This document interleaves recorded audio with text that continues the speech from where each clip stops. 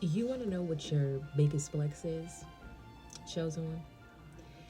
Is the fact that you had the glow up that nobody expected nor anticipated.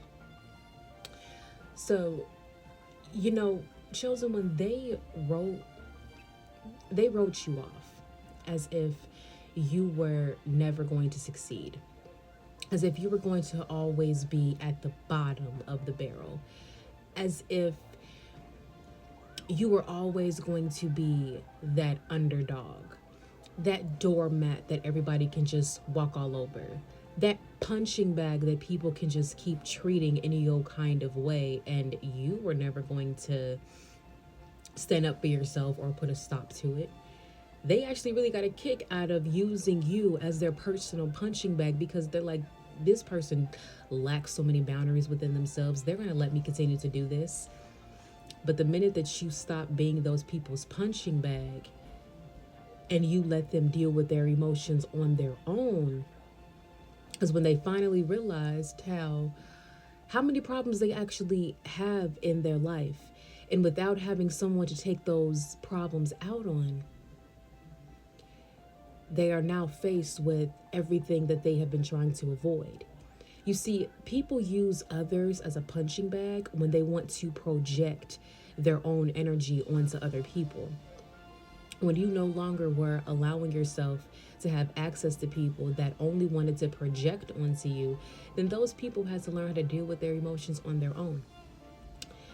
You see, they thought that you were always going to be this doormat that people could just continue to walk all over and treat you any old kind of way. Because they looked at you as someone that lacked boundaries within yourself. Because at that time, you did lack a lot of boundaries. They looked at you as this people pleaser, the one that was going to just be there at their beck and call and do whatever they asked. Because in that moment, you were in more of your people pleaser era, I should say. But this was all before you had fully awakened to who you truly are. You see, they thought that they were going to just be able to walk all over you for as long as you would allow them to, for as long as you were in their life. They thought they could just continue to walk all over you to make themselves feel better. But once you stood up and you're like, I'm no longer a doormat, you put a stop to it, you put an end to it, you walked away from people. Now they realize that they are not as tough or strong as they thought they were. Because the only time they actually, come on, spirit, the only time they actually thought that they were strong or felt like they were strong is when they were stepping all over somebody, when they were walking all over someone. You see, they had to take the power away from somebody else in order to feel empowered within themselves. But true powerful people, they don't need to step on others to feel empowered. All they need is their internal power. And that's how they empower themselves.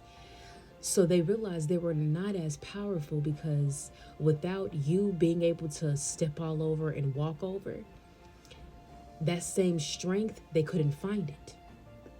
They couldn't find it within themselves. So they had to find it outside of themselves. And the only way they can find that strength is to put themselves in a situation where they are superior, where they are the stronger one. And that means that they have to go to someone that they feel is a threat and challenge them, conquer them, overcome them. Then they feel like challenge accepted, challenge granted, challenge guaranteed. They wanted you to be challenge defeated. They wanted to defeat you because they felt that it would have given them this power that they were so desperately trying to possess because they couldn't possess it within themselves. But when you no longer were around these people, you no longer allowed these people to treat you in this way, you took all of your power back and it shrank them. It made them feel very, very small. The same way they tried to make you feel so small, they felt very small once you walked away. Because they realized that they really are no match for you. They saw you as a threat and they realized they couldn't defeat you. They can't defeat you on their own. And trying to gather up other people to defeat you, they still were unsuccessful in defeating you. They wanted to gather up a group of people, start a smear campaign, talk so negatively about you so that other people can see you in such a negative light and continue to abuse you and look at you in a certain way, and for them to come out on top, to be superior, for them to be seen as this great person and you just seen as this monster, this villain. The whole narrative that they wanted, the whole plan that they had was to no avail. It didn't happen. It didn't happen because God didn't allow it to happen. God allowed for a season for them to pound on you, but it was only for you to awaken to your strength, because eventually it was going to be enough was enough and you had to walk away. Come on, Spirit. The reason why you stayed as long as you did is because you have a strong capacity for pain. You can endure a lot of pain. You can endure a lot of trauma because you have been through a lot of pain and trauma throughout your life. So when you were in those difficult situations, the average person that hadn't been through as much trauma would have walked away sooner. But because you had a stronger capacity for pain, you weren't fully recognizing it as pain and as trauma or as the severity of how bad it actually was because of your strong capacity. That's why it was getting worse, because God was waking you up like, hey, this is not what you deserve. This is not what you need to be around. That's why you stayed as long as you did, because you had the capacity to endure. And every single blow that you took, every single hit that you took gave you more power. And baby, your biggest flex is the fact that the glow up that you have, nobody expected it. Nobody anticipated it. Nobody thought that that was actually going to happen. You know, they thought that you would become what they said about you. They called you a bum. They thought you would remain that way. They called you broke. They called you stupid. They called you every single name in the book. They called you promiscuous or other derogatory terms that affiliated with promiscuity. I'm not going to say the word, but they thought that that's what you were going to be. They thought that they would be able to give you your lot in life. They thought that they would be able to create a whole narrative about you and you would actually become that narrative. But no. They called you promiscuous and you're celibate. You are one where you don't give your body away to just any and everybody. You have a sacred temple. You know, they called you a bum.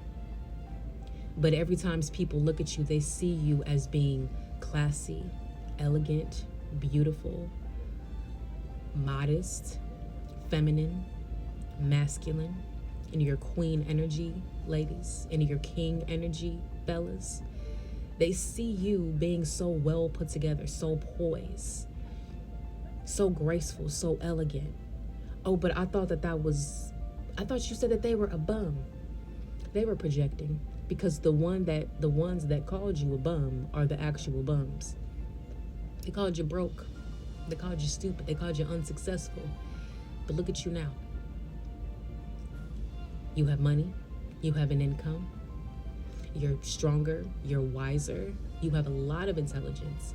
You have a lot of knowledge. You have a lot of wisdom, because you continue to seek knowledge. You continue to seek wisdom. You continue to go within. They also didn't expect for your outer appearance to look as great as it looks right now, because baby, you do not look like what you have been through. And that's another thing that bothers them, because no matter what has happened to you, no matter how ugly life has been to you, you came out beautiful.